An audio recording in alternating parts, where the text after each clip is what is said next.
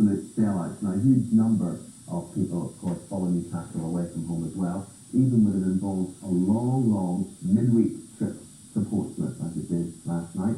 Nick Clark went with them. These are the true die-hard football supporters. They love Newcastle United with a passion, and where the team goes, they go, even if it's on one of the longest journeys on the league football match on a cold Tuesday.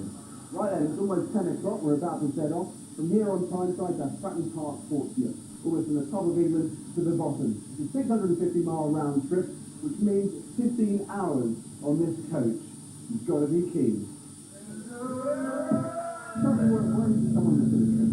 Yeah, work in the buildings. They can do mad trips in the buildings. You're watching Newcastle, not it? Everybody's like this is Newcastle. You go to Wimbledon and you've got 3,000 for the whole game. We just don't understand it. We don't know anything. Everybody's like this is where we from. Since Kevin Keegan took over as manager a year ago, Newcastle's crowd regularly touch 30,000. When they play away, the home club gates sometimes double, and they're not even in the Premier League. They are top of the first division though. Plenty to sing about. Leading the chorus is Stevie, who's been following the Magpies for 66 years.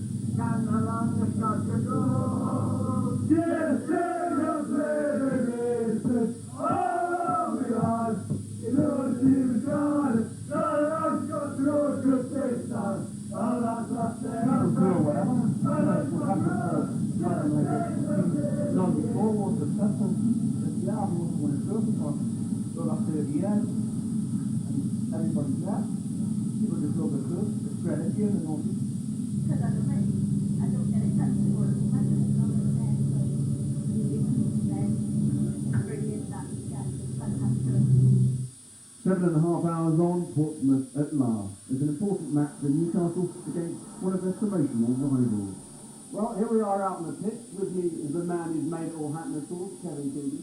So, Kevin, what about the football? What do you think of it? Well, I mean, I've had the privilege of playing in front of them, so they're the best. You could compare it, I suppose, with Liverpool, and what's happening now is happening for the first time in their lives. You know, they've heard about the cup-winning side of the 50s from maybe the dad or even the grandfather, and they've heard about the side that won the league in the 20s, but they've never actually witnessed it, and they're enjoying it. They've been great supporters, we say, through thin and thin. One of the reasons we had such a good start to the season and this incredible run was we were actually transferring St James's Park to places like Griffin Park at Brentford and down to Peterborough, and their teams must have run out and thought, hold on, weren't we supposed to be playing at home today?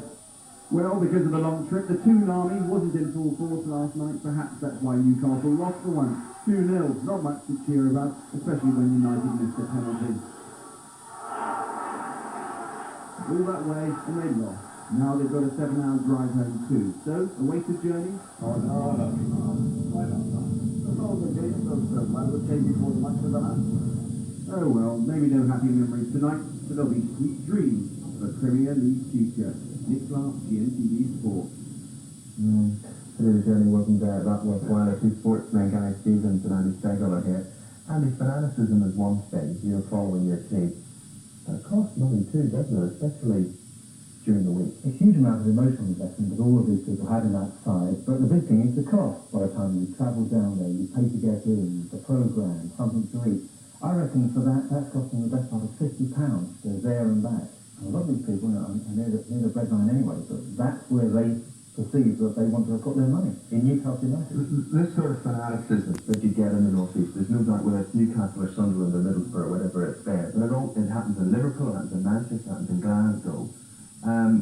It's not so prevalent, is it, really, in the southeast? No, it's not. I think maybe because, London, for instance, is a lot more cosmopolitan, isn't it? Whereas, the Geordies, they were born there, they were bred there, and they just love their football. I played at Newcastle United back in '83. Kevin Keegan was playing for Newcastle then. I played for Brighton.